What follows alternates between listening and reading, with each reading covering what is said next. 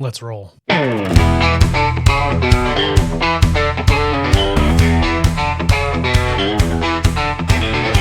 Hello and welcome to the Must Read Alaska Show. Here you get relevant and timely content you won't find anywhere else. You can learn more by going to mustreadalaska.com, and this show can be found on YouTube, Facebook, X, and your favorite podcast site. Let's talk truth about politics, the economy, and all things Alaska. Now, the host of the show, former state legislator, combat veteran, small business owner, and all-around great guy, Ben Carpenter. Welcome to the Must Read Alaska Show, friends. I'm Ben Carpenter, your host and guide on a journey of discovery of truth and independent-minded thinking. Must Read Alaska exists because discovering the truth can be hard. It calls upon us to be relentless in defense of common sense, our faith in God, and exceptional values enshrined in our Constitution. Freedom is not free. It is not for the timid. It was not secured by the weak of heart or mind. Maintaining freedom requires every one of us to be alert to daily encroachments on our liberties and on the grand deceptions of those seeking power and control over others. Every generation must pledge their lives, their fortunes, and their sacred honor, and we must never take our freedom for granted. We are not anti-government. We are pro-government, of the people, by the people, and for the people. And today, we have a special guest. Phil Izon has joined us. He led and authored the effort to repeal ranked choice voting in Alaska last election. Good day to you, sir, and thank you for joining me. Yeah, absolutely. I appreciate the opportunity. Thanks. It's always good to I followed Must Read and you guys for a long time, so it's cool to be on the podcast. Cool. Thanks for joining. I appreciate it. So most recently there was a something in the press, a Must Read Alaska article captured the settlement that the court case that you were involved in, which was also related to another court case that the Supreme Court had decided earlier this year. I think it was in June. Can you give us a rundown here of the Crowley-McGee versus Division of Elections lawsuit and how that related to the settlement? Yeah, so we submitted our petition signatures in January of 2024, and it takes 60 days for approval. So at the end of February, we received approval from the state of Alaska that we had met the requirements, and we were significantly over. That's the really funny part about all this is like we were so far over the minimum that it was comical to try to. Their goal was to eliminate enough districts, and so you have to get 30 of 40 House districts as well as a minimum. And so they weren't going for the minimum; they were going for the House districts. And so they were just trying to whittle off enough of those, and they were very strategic. The amount of work that they put into attacking the petition was significant. And so the approval happened in February. My wife and we were in Hawaii for her birthday, and I had received a phone call from one of our group and said that they were challenging the petition. And I was like, oh, of course, we expected so much. And so we had a choice to join the lawsuit. We had to ask the court to join the lawsuit at the time, but Kendall essentially accused us of committing fraud. And they said that the Division of Elections had made mistakes in the approval process of our petition. Little did they know that people had fraudulently submitted petitions. And they had a list of petition numbers of potential books that could have been submitted that were potentially an issue. And it's just strange why would they have that book number. And then on top of that, they admitted they had 8 paid operatives essentially spying on our campaign, taking photos, doing things like that. And they're paid operatives, not just and that's pretty crazy. On another note, we had a guy that was paid by Kendall that I had accused him of, it wasn't just me. He admitted that they were paid to the news. And then he went to APOC, Kendall did, went to APOC, and on the same day was trying to use that evidence against us to trying to get them to stop us from gathering signatures. That's the extent that these people went to. Yeah, there's no business to stop you from collecting the signatures. So just pause just a second here. Some people that are listening might not know who Kendall is. So your reference, the individual Scott Kendall, who is the author of the initiative that brought us ranked choice voting, correct? Yes. Okay. And so this is me personally dealing with this guy And so I remember in the APOC room, I had told him that I was, he was questioning me, and I was like, well, I was like, you're able to lie. He's like, yeah, I'm not under oath. I'm an attorney. It's like, yeah, of course, you're able to say stuff like that. That's real. That happened in real time. You know what I mean? He was telling the APOC board that essentially this guy was just some random citizen. And it's like, no, dude, you hired him and you sent him to my campaign and you had him go in there and ask a bunch of leading questions on camera and then try to use that evidence against me. Like, what kind of crap is that? You know what I mean? Like, I would never do some crazy shit, crazy stuff like that. That's way over the top. For a normal person would never do something like that. And to think that we should have to protect ourselves and prepare ourselves for something like that is just unimaginable. And the fact that the state of Alaska doesn't have sanctions against people doing things like that is just really unfortunate. Yeah. We should be legally allowed to petition our government. It's in the Alaska Constitution. There should not be any barriers from APOC or from people like Scott Kendall that could ever infiltrate or try to slow you or stop you from doing your signature gathering. That is, in my opinion, a violation of your rights in the state of Alaska. And so now let's get through that. We got through it. They didn't stop us from doing signatures. It got approved. He decides to come at us again. And so in this circumstance, he tells us that we committed fraud. And so we go to the court, go to Superior Court. I have a stack of books, of petition books that I had, and this wasn't easy. I had to do 6 hours of deposition personally. And a lot of my signature gatherers were also deposed and had to testify in court too. But 6 hours deposition. And so it's really funny is I would change my outfit every hour. And so it was a Zoom, yeah, just to mess with them. I'd put a Trump hat on. I had a like "Make America Great Again" hat. I'd change my outfit to a tie or an anti-RCV outfit every hour for 6 hours. They did this, and my wife had to witness me. Like it was it. I'll be honest, I cried a lot, man. It's stressful when you have hundreds of thousands of dollars in attorney bills and you have people accusing you of fraud and trying to damage your reputation and everything else. It sucks. And so 6 hours deposition is incredibly annoying, and I can tell you. And for them to grill every single little possible thing that they were trying to find, they were just trying to find anything to get evidence on that said that I did something wrong. And so then takes me to court, and testimony at the Superior Court for 2 hours as well. And then they tossed the case. We won that case so easily. It wasn't even like close. It was like very much in our favor.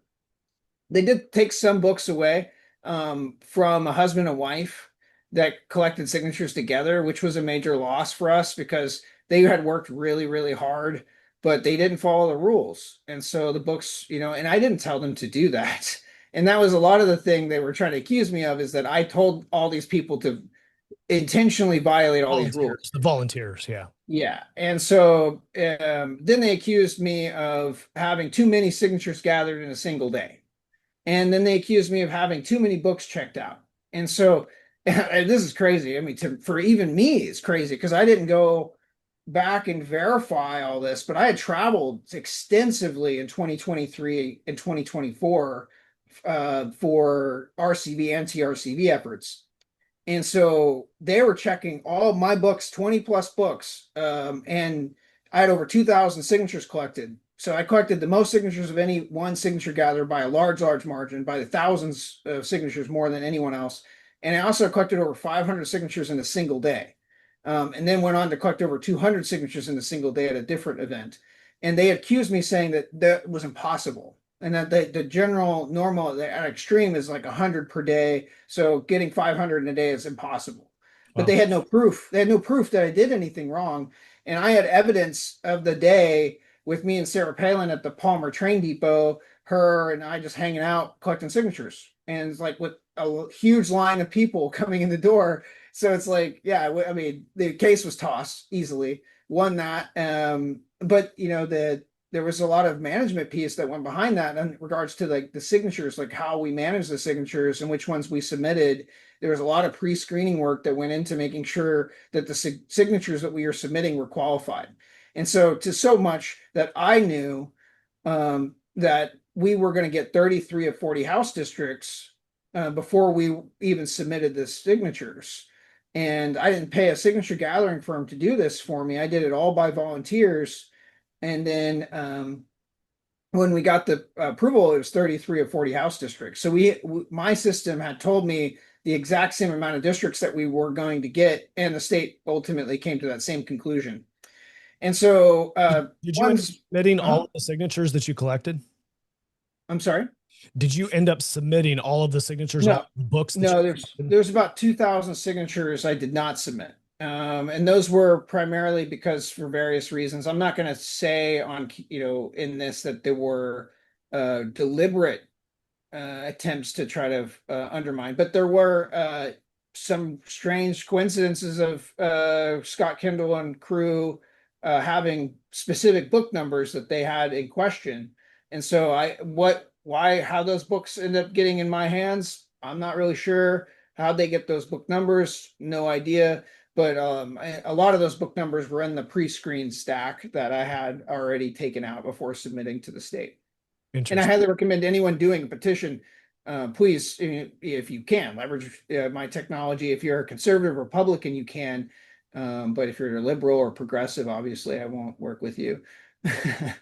But the point is like the goal here is that there are technology solutions that offer far more, way more advanced opportunities, and people like Scott Kendall don't even have this stuff available to them. So it's kind of cool. Interesting. Well, so the Supreme Court got involved here. Yes, the case went all the way to the Supreme Court. Yes. So my wife and I were going to Hawaii for a work related thing. And so I was back in Hawaii when the Supreme Court case was going on. And like we expect it to last for weeks. And so we're like, I'm at the mechanic with my car. And I'm sitting there like during the first day of deliberations. And then I get a message. One of the mechanics said, hey, it's not going to be nearly as expensive as I thought. I was like, yes. And then I got a text saying that we won in the Supreme Court. I was like, what? I was like, we just like, what do you mean? It just started. And they're like, yeah, no, it's already over. I was like, awesome. And so I was like, that was a good day. I was pretty happy. Mark that on the calendar. Yeah. It was a good day. It was awesome, and then we went on to the ballot from there. But the crazy thing is from that, in the Supreme Court, there's not much to talk about because the case was decided so quickly. There was no deliberations, there was no testifying, there was no jury, there was nothing. It was like pure, it was so fast. It was like one of the quickest decisions in the history of the state Supreme Court. And they said they would produce the ruling later. And that ruling came in June, and end of June. And so that was what the must read article about. But then after that case, we had sued them for attorney fees. Because we unanimously won in the Superior Court, then we went on to win in Supreme Court. So we should definitely be paid attorney fees. And they had the judge originally, the Superior Court judge, did not rule in our favor on attorney fees. So we appealed that to the Supreme Court of the state, which we expected them to rule in our favor. And so obviously they did too. And so the case was decided, and then as soon, like pretty much that day, once that case was decided, or a day before, they went ahead and issued the settlement offer. And the settlement was essentially, that they didn't do anything wrong, and that they'll cover our attorney fees. And so sure. And we were only going to get maybe 60K out of it anyway. So at max, without proving any kind of malice. And so 50K was a very, very sizable chunk of money. So I'm happy with it. Interesting. And now you don't have to deal with it anymore. Well, yeah, that case. Yeah. And it is nice that it went in our favor. It's nice that I don't have to cover, and it doesn't cover all of our attorney bills by a large margin. We spent hundreds of thousands of dollars in attorney bills, unfortunately, defending the ballot initiative and defending ourselves from malicious attacks. And reputation damage is permanent. And for me, I don't care so much, but for people like Art Mathias, that matters a lot. So a lot of this has been funded. A lot of the effort to oppose the repeal of ranked choice voting has been funded by outside interests outside the state of Alaska. What about the settlement for this lawsuit? Do you know who's actually paying for that? No, unfortunately, the only money we got to see is the money they spent on the political advertising and stuff, saying that, ranked choice voting helps veterans and that veterans won't be able to vote anymore. I even have one that's like, I even took this to the attorney general because it was so over the top. Flyer saying that ranked choice voting will save your abortions. It literally says that. And they mailed that to all the Native communities. They were very targeted to targeting Native communities. Low information people, like, oh no, this is bad for abortion. And like that's obviously a major you know, misadvertisement, misinformation campaign. And I expected the Attorney General to care about that, didn't care.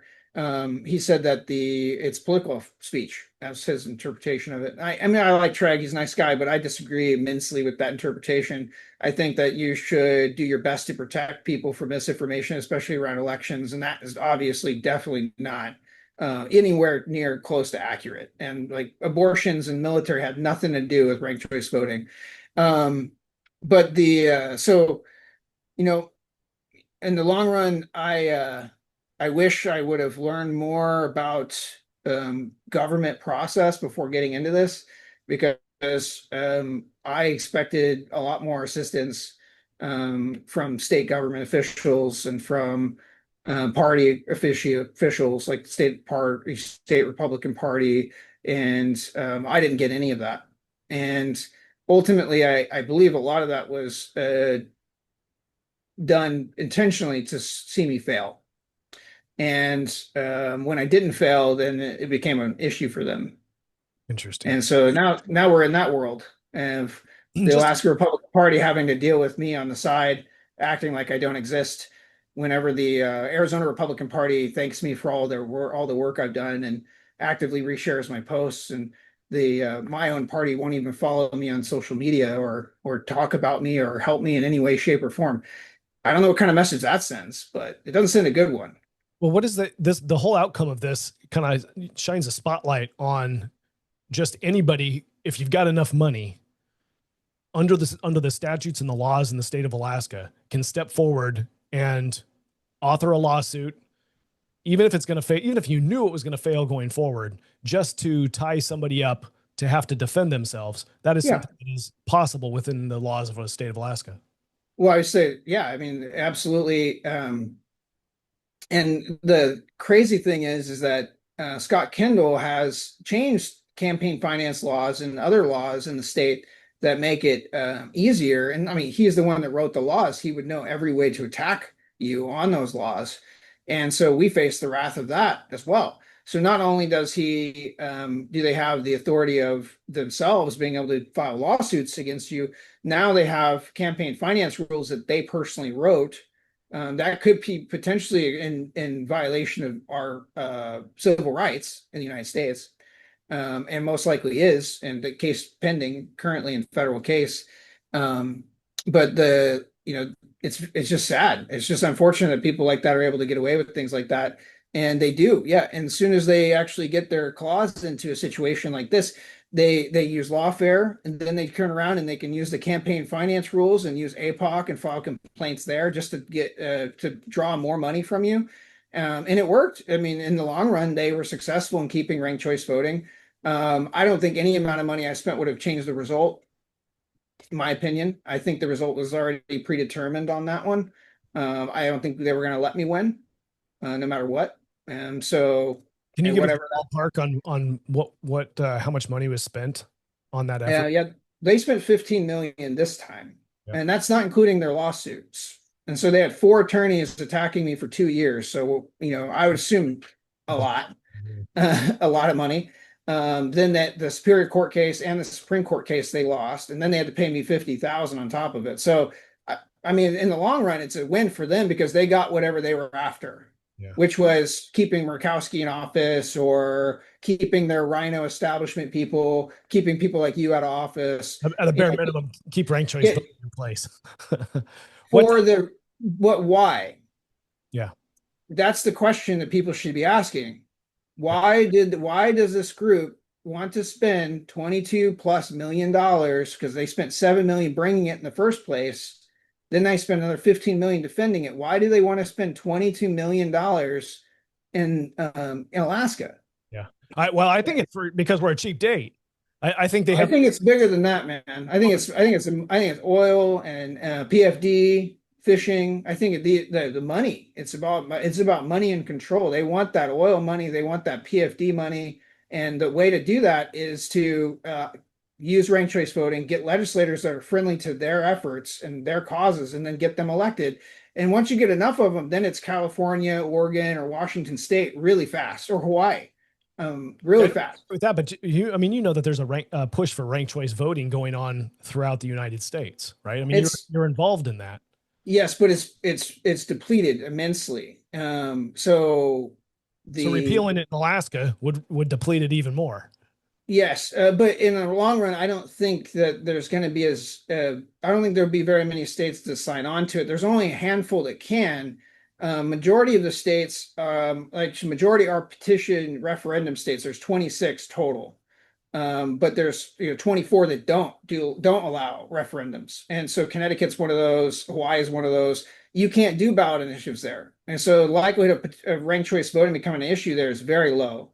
Because the legislators aren't willing to make those changes So at that level. if you rewind the clock to prior to us accepting or the ballot initiative bringing us ranked choice voting, if you back up that far, then you can see that Alaska would be the foothold for the conversation for Yes, states, right? yes, yeah, and they were using that as a way to get it in these other states. So they had 7 states that they were pushing for last year. Yeah. And so it took them about 20 years to 2 states. And so that's Alaska and Maine. And then they've had like San Francisco uses it, Oakland uses it. They've had little cities use it, over time as well. But Oakland and San Francisco are the biggest use cases of it being used all the way through. New York's just used for Democratic primary, so it's not the same. And it's not used for the general election. But San Francisco and Oakland are examples of that process being used for a long period of time. So Oakland's used it for 14 years, and San Francisco's used it for over 20 years. And I've been in touch with Democrats in Oakland that hate it, and so they don't like it. That was also the guy that worked on the first recall of the mayor in Oakland, and so I can tell you that there's a lot of hate for ranked choice voting as well there. So these little places, all these little areas that I went to, I was able to establish a really good relationship with people and push back on the narrative that this was a better system. But they were using Alaska as a primary example on why this was going to be great, because they said Alaskans loved it. They used like exit polls with like 800 participants in it and things like that, really small sample size surveys and all kinds of things like that. But so what I did is I created a bunch of books, animated videos, websites, all under the ranked choice education umbrella. And I intentionally, and I was gonna make this I care because it's funny. So I intentionally picked names to screw with them or mess with them. They have this group called 907 Initiative in Anchorage, and so I created 907 Honest, and my account's like way bigger, way more popular. It gets millions of views.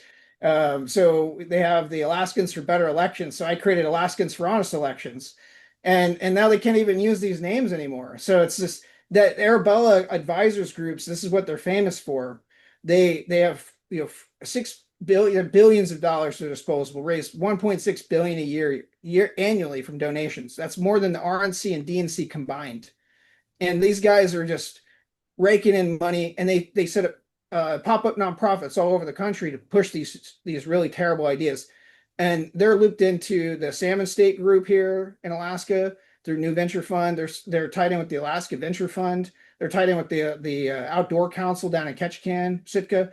They're tied in with the Alaskans for Better Elections. They're tied in with the minimum wage increase.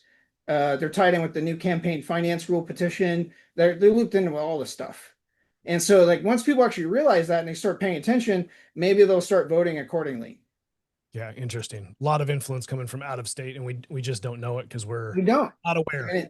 No, and it's kind of unfortunate because it's not really a citizen's job to protect from this kind of thing. This is really where APOC and the state governments are really supposed to have their hands in, and they're completely asleep at the wheel. Yeah, keep a fair playing field out there. Yeah, a lot of other states are very aggressive in stopping things like this, very vocal, against it. You know, people like Governor Dunleavy or even AG or Lieutenant Governor, even I don't care in your official capacity, but as an individual, you should have been much more vocal of being against ranked choice voting, because especially once you know where the money's come from. Yeah. Yeah. So there's another organization that you're not part of now, Repeal Now, Yes. that is attempting to get signatures and put this back on the ballot to repeal ranked choice voting for the next election. Should they expect similar tactics to be used now? Do you think? No, I don't. I, among many others, question how serious that group is. We'll see. I got out of the way as just pure convenience and just to not be a spoiler. I didn't get at it because I wanted to. They didn't consult with me. I was definitely the first petition in the door. I was far more experienced. I've debated U.S. presidential candidate Chase Oliver on ranked choice voting. I've debated 3 Oregon legislators, 3 Alaskan legislators, won all of these. There's literally very few people that know more about this topic than I do. I've successfully already led it to the ballot. There was no reason for them to get involved, but whatever. They want to do it. They think they could do it better. More power to them. If they don't make the ballot, they better stay out of my way for 2028, though. That's all I got to tell you. Well, what I was more asking, the point was, is do you think that the conditions on the ballot, if they make the ballot, then potentially, but I don't know if anyone has a lot of faith in this organization to get it done. So we'll see. Okay. Well, anything else we haven't talked about that you think we should know about from your experiences there?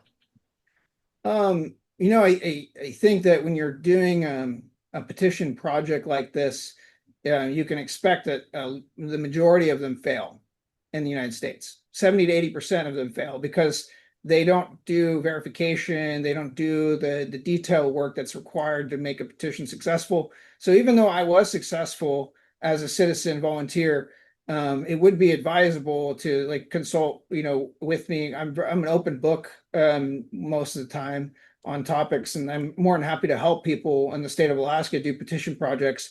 But it would be it's very advisable to work with me and not against me. Even after the insult of them running their own petition, I still offered advice. And so, for example, when they first launched, I had reached out to multiple members of theirs to let them know about potential campaign finance rule violations that they had already made. And so that way they could correct them quickly, because they fine you on a per day basis. And so what Kendall does is he notates your fine, he takes a photo of it and the date, and then he waits for 6 months before he puts in the APOC complaint. So then you don't get a day worth of fine, you get 6 months worth of fines. And so having someone like us, like myself, that's actively looking out for people and cares enough about Alaskans to really, you know, I'm never running for office. That's not my objective. I'm serious. I have business interests that are far more lucrative than anything that politics could do for me. So I have no interest in it. So this is purely like I'm doing this for Alaska. And this has been a major distraction from my day-to-day business, a major distraction from my reputation. I personally am not I'm a very private person. I don't want to be in the news.